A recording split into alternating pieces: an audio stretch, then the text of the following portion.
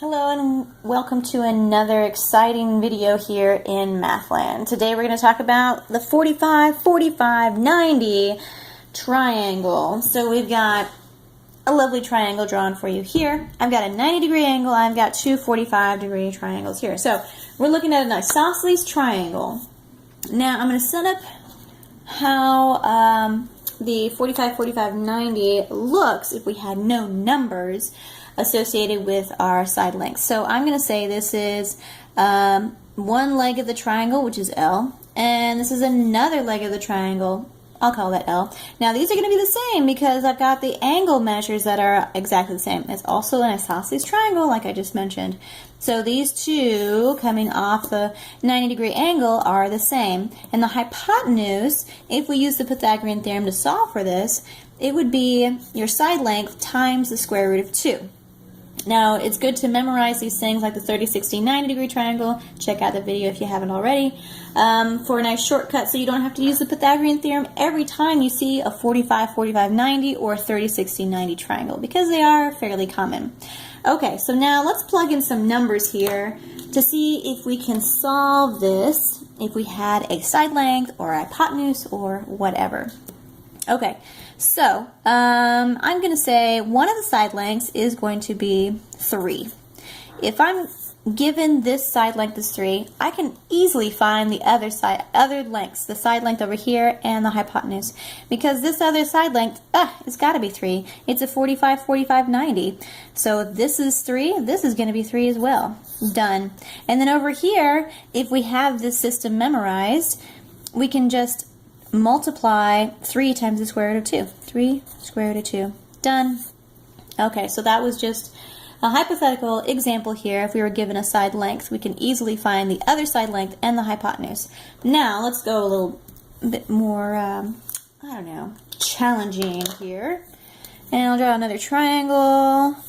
Lovely 45, 45, 90-degree triangle, 45 degrees, and this one's also 45 degrees. Okay, so I'm not going to give you the side length, I'm going to give you the hypotenuse, and I'm going to say it's 6. Why not, right? Okay, so if I have 6 located as a hypotenuse, I have to figure out these other side lengths, which are right now just L and L. So I'm going to use this knowledge right here that the hypotenuse is the side length times the square root of 2. So I'm going to lay that out. So 6 equals the side length times the square root of 2. Okay, I'm going to divide both sides by the square root of 2 to get that L by itself because that's what we need to know. So divide by square root of 2, divide by square root of 2. That would cancel out here and we have 6 over the square root of 2 would be my L. But, in Mathland we don't like radicals in the denominator, do we? So let's rationalize that. So we're going to multiply by square root of 2 times the square root of 2. And that would equal, I don't have room over there, let's go 6 square root of 2 over 2. Oh, look, we can also reduce that. So let's go ahead and break that down. That's 3. So our L actually is 3 square root of 2 for our side length. Check that out. Okay, so we have 3 square root of 2, and this one's going to be the same thing because, of course, it's an isosceles triangle.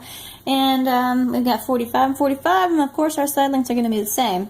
Okay, we can always check ourselves if we took this right here and multiplied it by the square root of 2, will we get 6?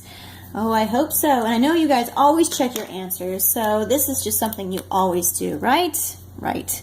So I have my L, 3 square root of 2, times the square root of 2, because that's what it is here. If that's my L, if we multiply it by square root of 2, we should get 6. Ooh, I hope we do. So that would be 6. That would be 3 times square root of 2 times square root of 2, which is the square root of 4. Oh, and that's going to be 2. So 3 times 2, that equals 6. We did it. Hooray! Okay, so that's the 45, 45 degree triangle. Hopefully these examples help, and you will love this and enjoy it.